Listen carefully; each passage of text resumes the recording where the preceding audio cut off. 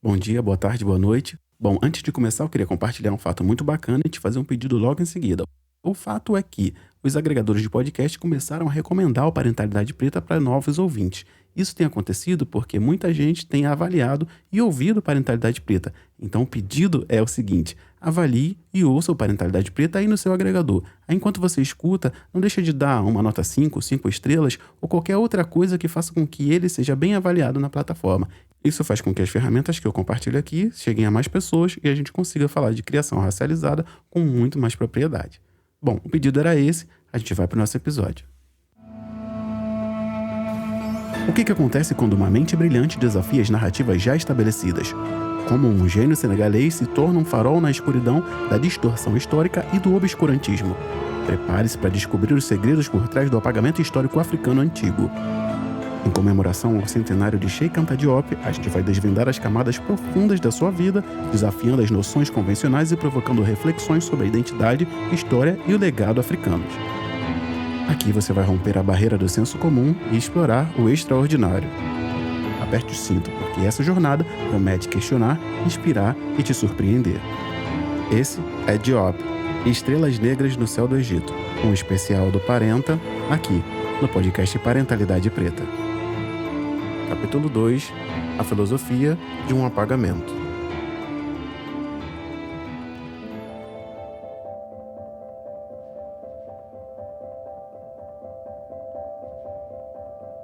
Estamos agora na terra do homem de Heidelberg, na Alemanha pós-iluminista, onde alguns filósofos importantes para a construção do pensamento, entre aspas, universal, humano, criaram teses aprofundadas e relevantes para o mundo tal qual ele se apresenta.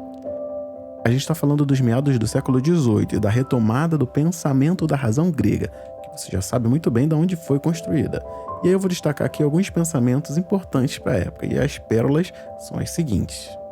A principal característica dos negros é que a sua consciência não atingiu a intuição de qualquer objetividade fixa, como Deus, como leis, pelas quais o homem se encontraria com a sua própria vontade e de onde ele teria a ideia geral da sua consciência. Fecha aspas. O negro representa, como já foi dito, o homem natural, selvagem e indomável. Devemos nos livrar de toda reverência, de toda moralidade, de tudo o que é chamado de sentimento para realmente compreendê-lo. Neles, nada evoca a ideia de caráter humano. Fecha aspas. E aqui vai outra citação. Entre os negros, os sentimentos morais são totalmente fracos, ou, para ser mais exato, inexistentes. Fecha aspas. E por último, por esse instante, a seguinte, abre aspas. Com isso, deixamos a África.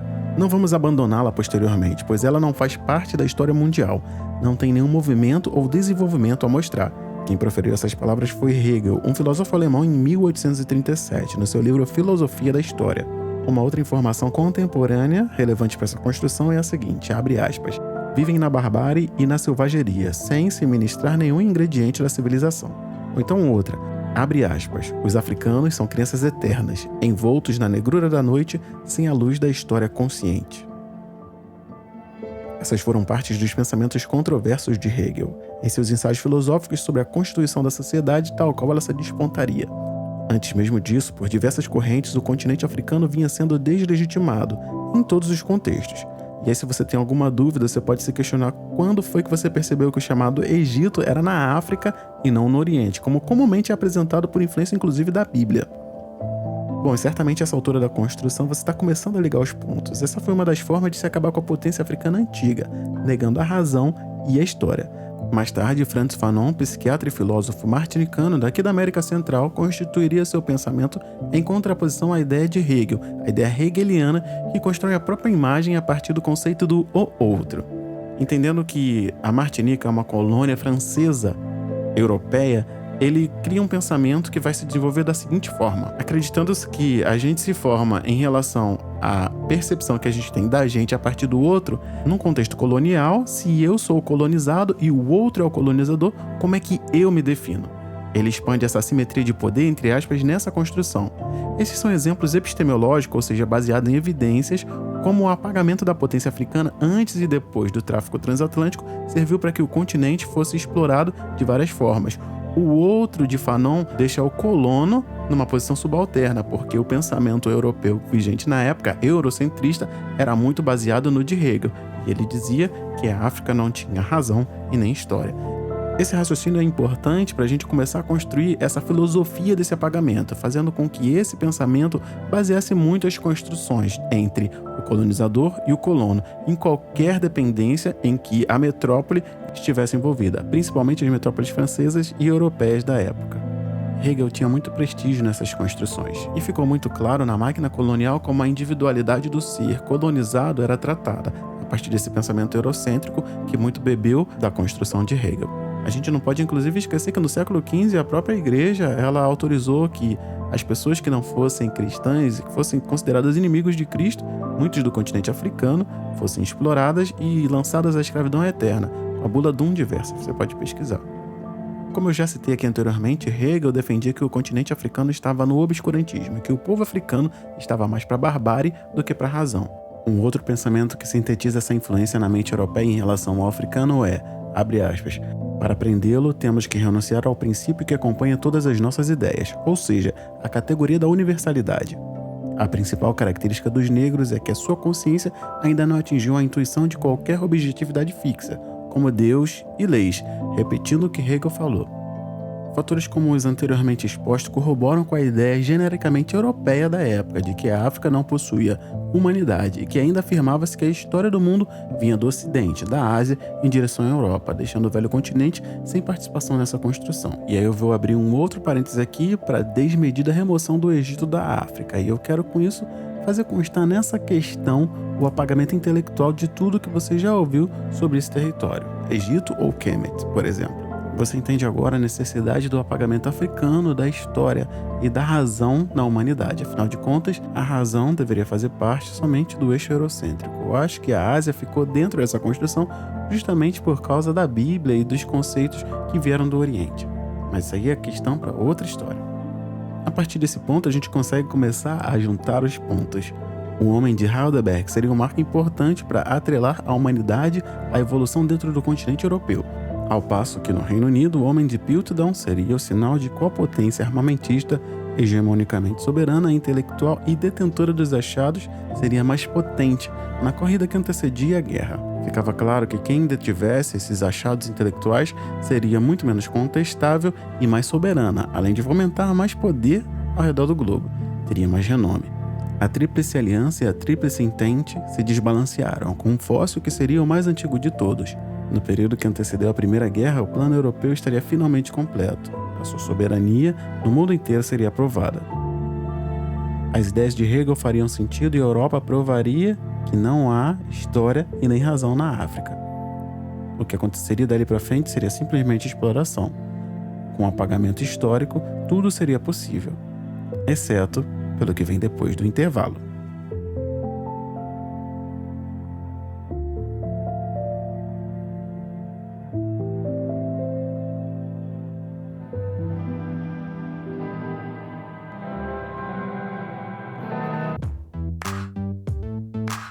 Doutor e professor Cheikh Anta Diop foi o responsável por tirar o parenta do seu sono de beleza, e as pessoas que colaboram com essa iniciativa são as responsáveis por fazer com que isso aconteça de maneira tão fluida e agradável.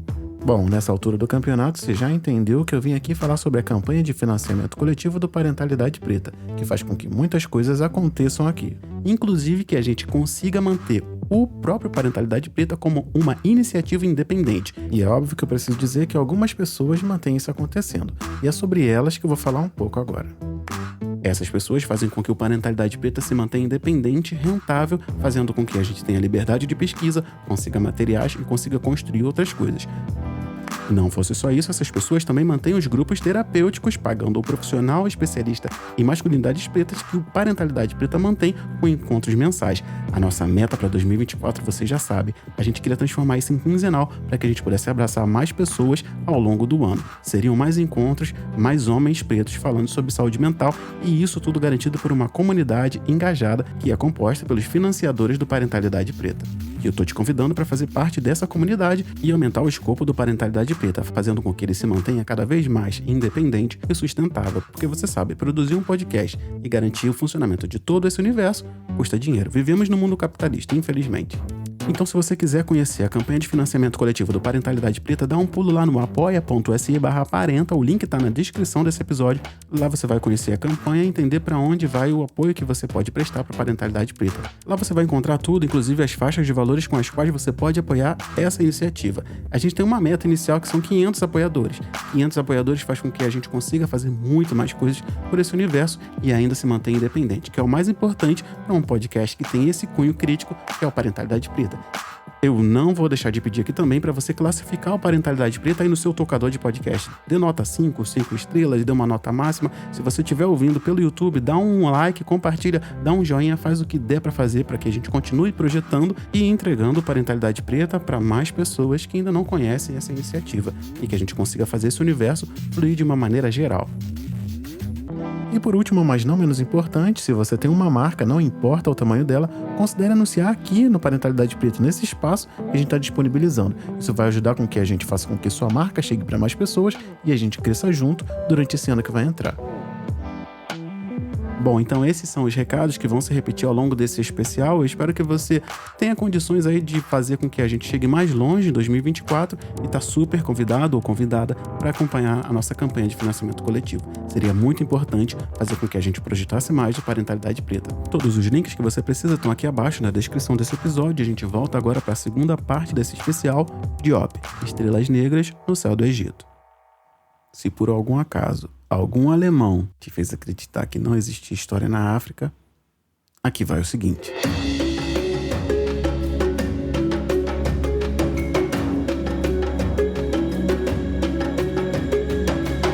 Há um provérbio antigo que afirma: o sal vem do norte, o ouro do sul e o dinheiro dos países brancos. Mas as palavras de Deus, as coisas sábias e as histórias lindas só se podem encontrar em Tombuctu. Mas por que a gente vai falar de Tombuctu? Na verdade, a melhor pergunta não é por quê, mas sim quando falar de Tombuctu. Mas para isso, a gente vai precisar seguir a seguinte linha do tempo.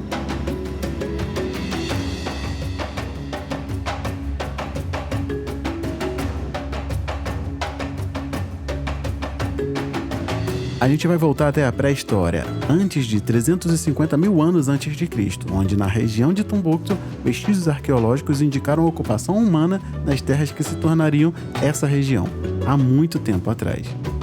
Saltando no tempo em direção ao período compreendido entre o século VII e o século IX, esteve a formação de vários reinos naquela região. No século X, essa região estabeleceu relações com o norte da África e se converteu ao islamismo. Do século XIII ao século XV, a expansão de um dos seus maiores impérios, o Império Mali, abrangeu grande parte do oeste africano. E é nesse ponto que a nossa história para na história para reforçar a pujança de um dos impérios mais poderosos da história africana. A gente vai falar de uma capital chamada Tombuctu, e para fazer isso eu vou pegar emprestadas as palavras de Leonardo Carvalho Bertolozzi, a partir da monografia dele de conclusão de curso de graduação em História pela Universidade Federal do Rio de Janeiro, que foi disponibilizada pelo Arquivo Público do Estado do Rio de Janeiro, a APERJ, que você encontra disponível no site, cujo link vai estar na descrição desse episódio. E ele diz o seguinte, abre aspas: a organização social do Império Mali se assentava ao lado das classes nobres e dirigentes, numa distribuição de clãs, cada um com a função própria segundo as necessidades. Eram 30 clãs, 5 de artesãos, 4 de guerreiros, 5 de murabitos, que eram encarregados pela formação muçulmana, 16 clãs de escravizados da coletividade, que eram camponeses e soldados obrigados ao dízimo e infantaria no caso de guerra.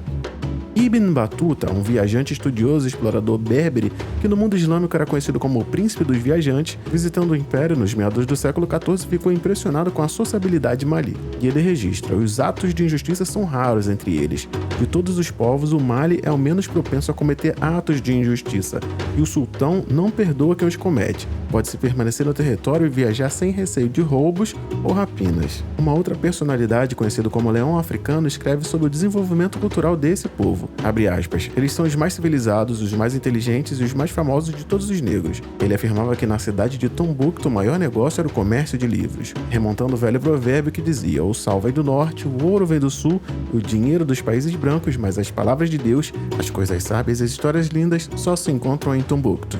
A história desse território continua pelos séculos XIII e ao século XV, com o surgimento dos reinos Namandiru e o Império Wolof. No século XIV, através do Império Mali, o Islã é introduzido em toda a região. Há uma expansão da influência dos impérios do leste sobre a área e o Império Olof ganha força com a confederação voluntária de alguns outros estados menores. No século XVI, o Império Olof cai. No século XV ao século XIX começa a Era Colonial, com a chegada dos europeus, portugueses, holandeses e franceses. São estabelecidas algumas feitorias, que incluem a ilha de Gorée, um ponto crucial no comércio de escravizados. Nesse período, há disputas entre a França e o Reino Unido pelo controle do litoral. As feitorias de St. Louis e Gorée alternam entre a ocupação francesa e a britânica. Durante um período do século XIX, St. Louis e Gorée são ocupadas pelos britânicos e logo em seguida são retomadas pela França através do Tratado de Paris. E é nesse momento que os franceses faziam incursões para penetrar no interior do território. E no apagar das luzes do século XIX, esse território é integrado à África Ocidental Francesa. O que vem depois disso retorna para a segunda parte do nosso prólogo, onde a Europa buscou dividir e conquistar o mundo ao redor. Somente por esse território você vê o tamanho do apagamento histórico. Essa parte do episódio faz um loop com o início da série, mas se você quiser ouvir um pouco mais sobre esse território ou sobre o Império Mali, eu recomendo que você ouça as introduções do Parenta 11 e do Parenta 15. Tem muita informação bacana lá, eu vou até te dar um tempo agora. A essa altura do campeonato eu tenho certeza que duas perguntas estão aí na sua cabeça. Que território é esse e o que ele tem a ver com isso tudo? E com esse clima de mistério eu poderia muito bem te dizer que a resposta eu vou te dar no próximo episódio, mas eu não vou fazer isso dessa vez. Se você quer saber o que esse território tem a ver com toda essa construção, a resposta é simples, tudo. Mas se você quiser saber que território é esse, eu te digo, ela é a terra do doutor e professor Cheikh Anta Diop, o Senegal.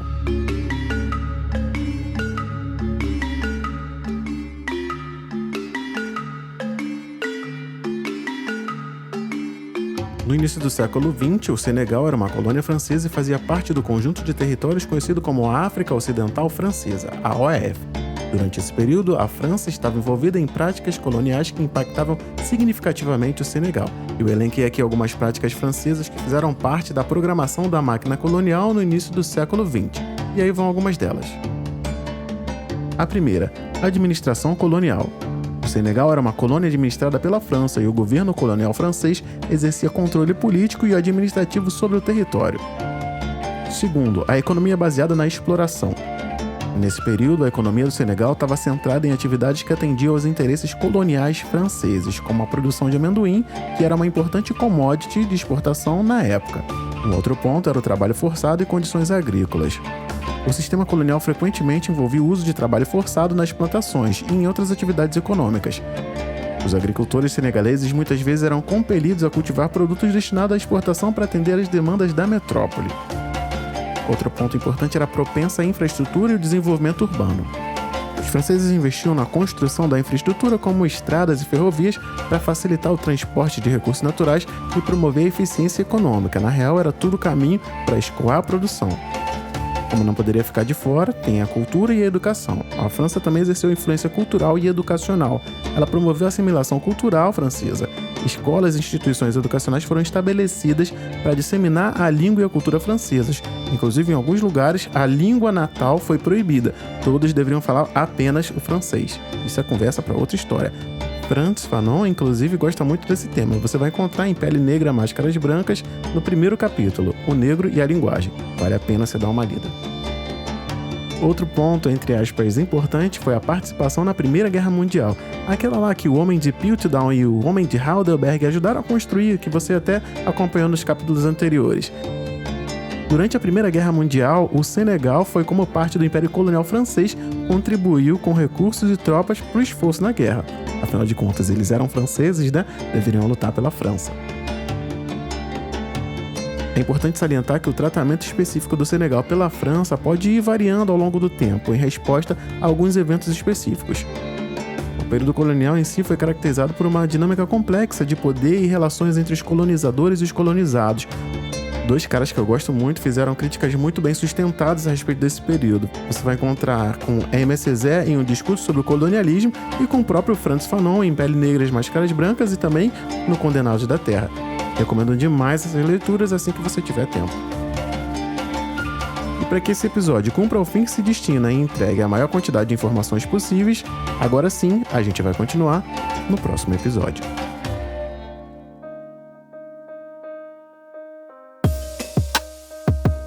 Eu sou Diego, pai de Benjamin, Aurora e esposo de Tatiane, e esse foi mais um episódio do especial Diop, Estrelas Negras no Céu do Egito.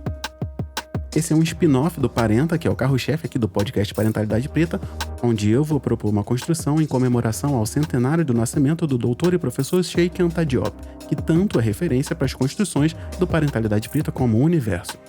O podcast Parentalidade Preta faz parte do Parentaverso, que é o universo que se completa e se expande em qualquer lugar onde você consiga achar a menção Parentalidade Preta.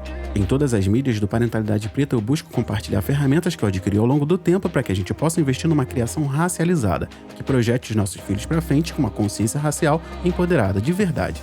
Eu não sei se você sabe, mas exatamente nesse momento, em dezembro de 2023, o podcast Parenta, que é o carro-chefe aqui do Parentalidade Preta, está entre temporadas. Isso quer dizer que esse episódio é um spin-off. A gente está soltando conteúdos além que estão expandindo esse universo. Então, se você gostou desse especial, eu vou te convidar para continuar por aqui e até que saia o próximo episódio, você ouça os outros episódios aqui do podcast Parentalidade Preta e tudo que tem sido compartilhado até agora.